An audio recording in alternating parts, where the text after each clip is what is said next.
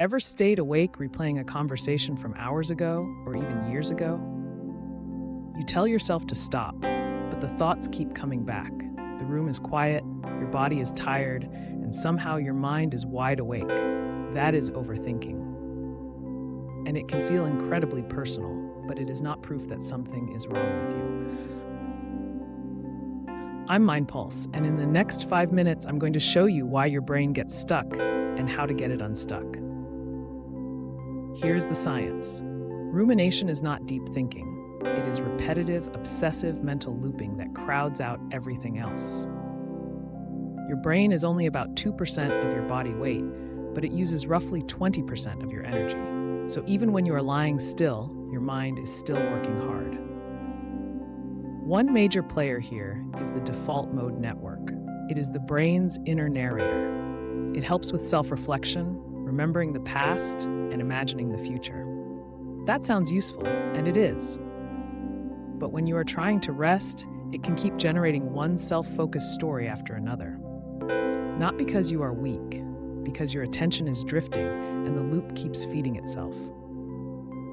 That is why overthinking often sounds like a voice in your head asking, what if, what if, what if?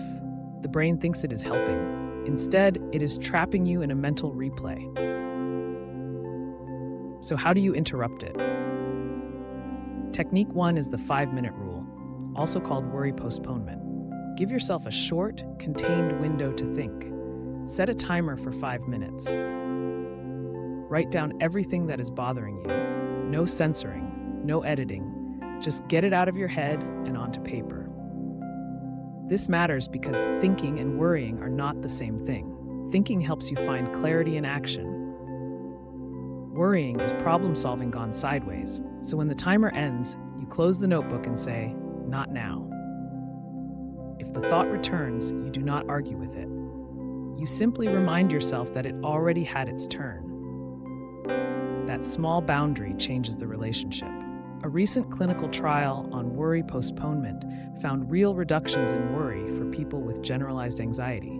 In other words, this is not just motivation, it is a trainable attention skill.